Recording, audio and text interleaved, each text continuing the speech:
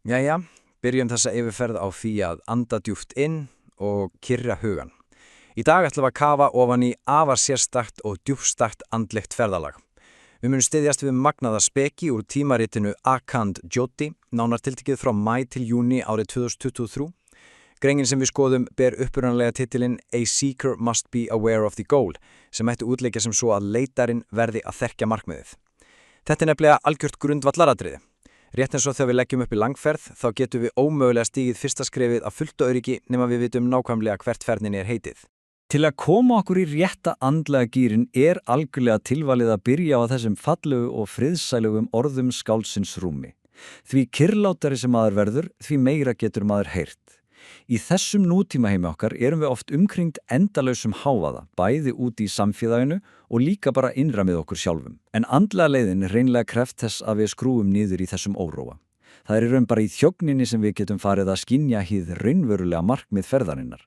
Við þurfum að finna þessa djúpu innri kyrrð til þess eins að geta raunverulega heyrt rödd sálarinnar.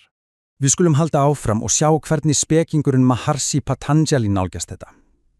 Í upphari Yogasútra í hlutanum sem kallast Samadhipad leggur hann gríðarlega áherslu á að skilgreina lokamarkmiðið strax í byrjun, alveg löngu áður en hann fer að útskýra sjálfar iðkanirnar. En hvers vegna gerir hann það? Jú, ástæðan er bæði afar einföld og ótrúlega kröftu. Skýr áfangastaður virkar eins og andlegur viti sem gefur leitaranum ómalda orku, innblástur og tilhlökkun. Án þessarar björtu sínar er nefnilega hætt við að maður fari bara villast, reika stefnulaust og jafnvel gefast upp þegar á móti blís.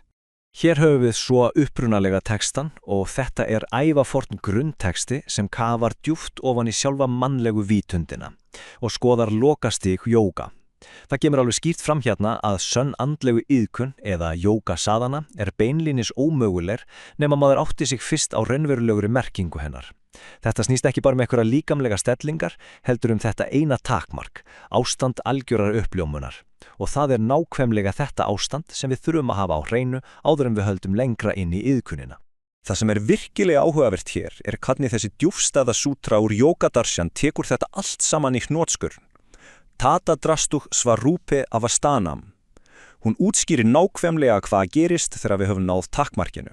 Sko, þegar allar þessar endalösu andlegu sveiflur, allur þessi innri órói og suð hefur verið þakkað niður að fullu, þá og aðeins þá afhjúpast hið sanna sjálf.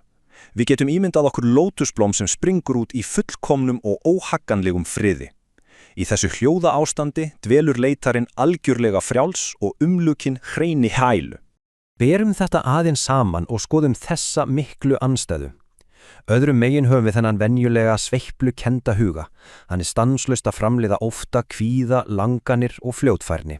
Hann skapar oft algjöra storma í líf okkar. En hinum megin stendur svo hið sanna sjálf. Þar er öldin sko algjörlega önnur. Þar ríkir stórkostlega uppljómun, óhagganlegur friður og sælufull óeigingirni. Að gera sig grein fyrir þessum gríðarlega munir alveg bráðnauðsynlegt til að skilja af hverju verum yfir höfuð að reyna að rísa upp yfir blekkingar hugans. Sem leiður okkur beint að þessari frábæru tilvitnun frá Yugurushi Pandit Sriram Sharma Acharyaji sem hittir alveg beint í mark. Hann útskýrir að við sjáum ekki þennan fallega raunveruleika sálarinnar einfallega vegna þess að hugurinn okkar hegðar sér eins og þykkt fortjólt. Við erum nefnilega ekki endilega svona órafjar í sannleikanum, heldur eða bara þetta þétta tjált hugans sem byrgir okkur sín. Það heldur okkur föstum í allskins verðallegum tálsínum og heilur stórkostlegan raunveruleika sem býður okkar handan við þokuna. Og þetta getur verið algjör gildra. Í textanum er talað eitthvað sem kallast vrittisa rúpja mítaratra. Það þýðir einfaldlega að hugurinn tekur beinlínis á sér mynd sína eigin trublana. Jafnvel þeir sem eru virkilega langt komnir á andlegu brautinni geta lynt í verulegum erfileikum hérna. Eitthvað skyndileg eðlisvött eða minning grípur þá og dregur þá beint ofan í djúpa ringiðu efasemda eða langana. Á slíkum augnablikum geta þessir innri stormar hreinlega svopað burt öllum aga og yfirgneft innri röddina. En hver er þá raunverulega lausnin? Hvernig vöðum við út úr þessu stormi? Hér aðhjúpar Acharyajið stórkostlega og mjög jákvæða nálgun úr sínu eigin lífi. Lausnin er algjör hrein og tær uppgjöf. Hann talar að fela þennan þrjóska huga algjörlega í hendur síns andlega kennara, eða Sadgurinn. Að sleppa takinu. Auðvitað krefst það ótrúlega trósts að gefa svona eftir stjórnina, En það einmitt þessi djúpa, fúsa uppgjöf sem dregur loksins fortjaldi frá og hleypir ljósinu inn. Hvað gerist nákvæmlega þegar maður sleppir takinu svona algjörlega? Það sem fylgir í kjölfarið frelsi í sinni tærustu mynd. Maður losnar loksins við hina tungubyrði eigin sjálfsmyndar.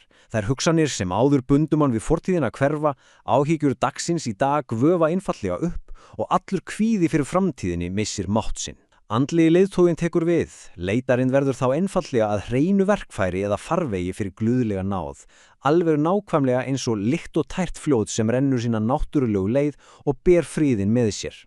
Það ofsalega sniðuð myndlíking notuð í greininni sem útskýrir vel þennan kraft náðarinnar. Hugsum okkur hvernig það að fá glænýtt reiðhjól. Ef maður hefur áður lært að hjóla, þá þarf maður ekkert að spá því hvernig á að stíga fótstigin. Það liggur alveg í eðlinu. Nákvæmlega eins þetta með þá andlegu visku sem hefur verið áunin.